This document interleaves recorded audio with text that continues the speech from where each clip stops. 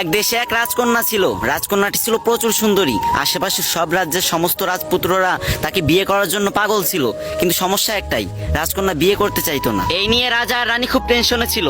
রাজকন্যাকে অনেক বোঝানোর পর অবশেষে সে বিয়েতে রাজি হলো, কিন্তু বলল আমার একটা শর্ত আছে। আমি যে ছেলেকে পছন্দ করব তাকে আমি একটা পরীক্ষা দেব। পরীক্ষাটি হলো সে 3 দিন 3 রাত একটানা ঘুমাইতে পারবে না।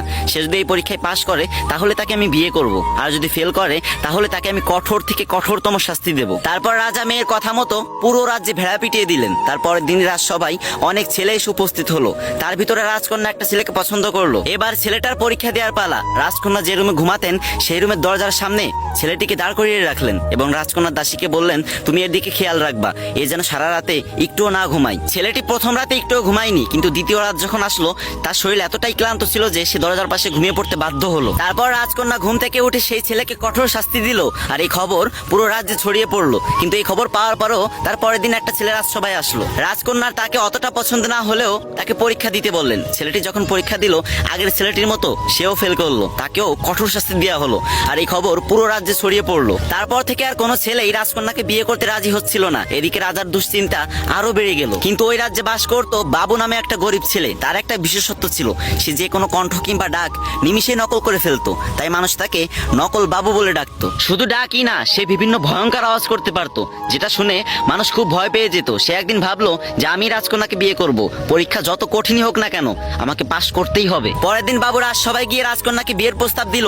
সবাই দেখে তো অবাক হয়ে গেল, কারণ বাবু ছিল প্রচুর কালো। কালো বাবুকে দেখে তো রাজকন্যার আগেতে ফুলতে লাগলো, আর মনে মনে ভাবতে লাগলো একে এখন কিছু করা যাবে না, পরীক্ষার ফাঁদে ফেলে একে অনেক শাস্তি দিতে হবে। পরীক্ষা শুরু হলো, রাজকন্যা ঘুমিয়ে আছে, এদিকে বাবু তার দরজার সামনে দাঁড়িয়ে আছে। অনেক রাত যখন হয়ে গেল হঠাৎ করে বাবু একটা ভয়ঙ্কর আওয়াজ করে উঠলো। তখন রাজকন্যা আচমকা ঘুম থেকে উঠে গেল, আর চারিদিকে কাউকে দেখতে না পেয়ে বাবুকে জিজ্ঞাসা করলো, আচ্ছা এই ভয়ঙ্কর আওয়াজটা কিসের? তখন বাবু খুব ঠান্ডা মাথায় উত্তর দিল, দুষ্টু ভূতের। তখন রাজকন্যা বাবুকে ভয়ে ভয়ে প্রশ্ন করলো, আচ্ছা দুষ্টু ভূত এখানে কি চাই? তখন বাবু উত্তর দিল, দুষ্টু ভূত সুন্দরী অবিবাহিতা মেয়েদেরকে রক্ত চুষে চুষে খায়, পরে তাকে হত্যা করে।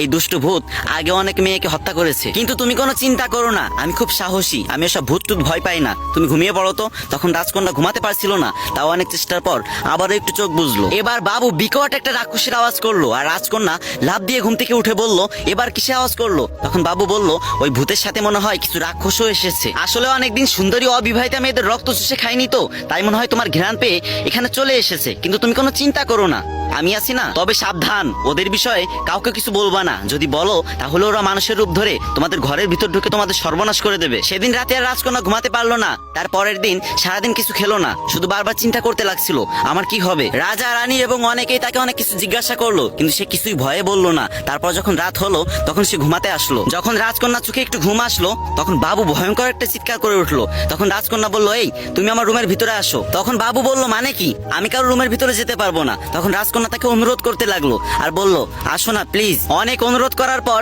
বাবু রাজকন্যার রুমে ঢুকলো। তখন রাজকন্যা বলল, আমার পাশে একটু বসো না প্লিজ, আমি খুব ভয় পাচ্ছি, আমি বাঁচতে চাই, ওরা আমাকে মেরে ফেলবে। এভাবে অনেক অনুরোধ করতে লাগলো। তখন বাবু বলল, আমি একটা অবিবাহিত মেয়ের সাথে একটা রুমে কখনোই থাকতে পারবো না, আমি গেলাম। তখন রাজকন্যা বাবুর হাত টেনে ধরলো আর বলল, আজকে রাতটাই তো, একটু কষ্ট করে থাকো না, আমি কথা দিচ্ছি কালকে সকালেই তোমাকে আমি বিয়ে করব। এই ভিডিও শিক্ষণীয় বিষয় হচ্ছে এটাই, মানুষ যদি বুদ্ধি খাটিয়ে কাজ করে তাহলে অনেক কঠিন কাজও সহজ হয়ে যায়। ভাই বিশ্বাস করো, এই রোদের ভিতরে এখানে দাঁড়িয়ে 2 ঘন্টা টাইম লাগছে আমার একটা ভিডিও করতে।